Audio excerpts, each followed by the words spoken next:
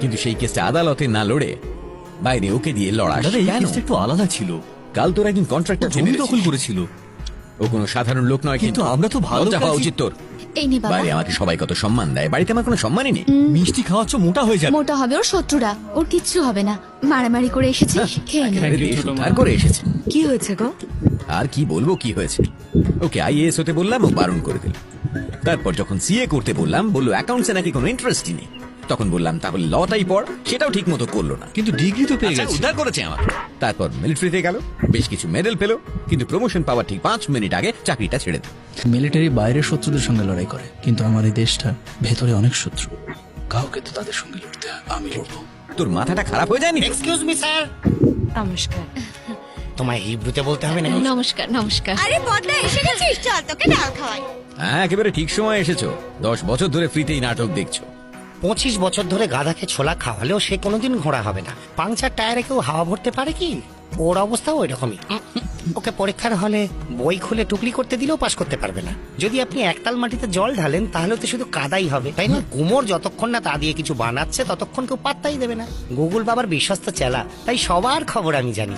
সত্যিটাও মুখ ফসকে বেরিয়ে যায়। তুমি বলতে পারো অপদার্থটার কিচ্ছু যাবে আসবে না। স্যার প্লিজ ওকে অপদার্থ বলবেন না, ওর খারাপ লাগবে। বিশেষ করে ও যখন সত্যিই অপদার্থ।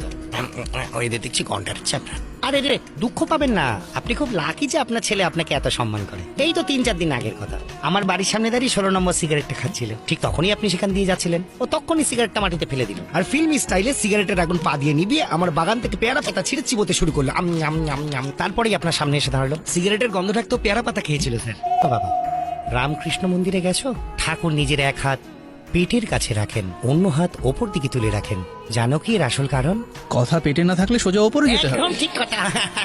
আপনার ছেলে দেখছি কোড ল্যাঙ্গুয়েজ ভালোই জানে। কি করা বন্ধ করো, আঙ্কেলের থেকে কিছু শেখো। সরি স্যার, আমি অতটাও মহান নই। কুটিতে আমার একটা ইম্পর্টেন্ট কাজ আছে, আমাকে সার্ভে করতে হবে, মোষেদের রিপোর্ট বানাতে হবে। আমার স্ত্রীকে এনেছি, প্লিজ ওকে আপনার ছেলে থেকে দূরে রাখবেন। একটু কথা বলেই বেরিয়ে যাবো। কি ব্যাপার পদ্মা, মুখটা বাংলার কাজ কেন করে রেখেছিস? স্বামী টুরে যাচ্ছে সেই জন্য?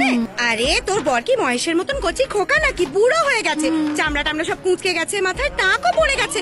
ও বাড়িতে থাকুক আর না থাকুক, তোর জীবনটা নষ্ট করছিস কেন? কেমন জানো তুই? এদিকে শোন, ওই ঘাটের মরাটা যে কোনো দিন মরে যাবে, তুই অন্য কাউকে করছিস না কেন? পুরো মান সম্মান গেল।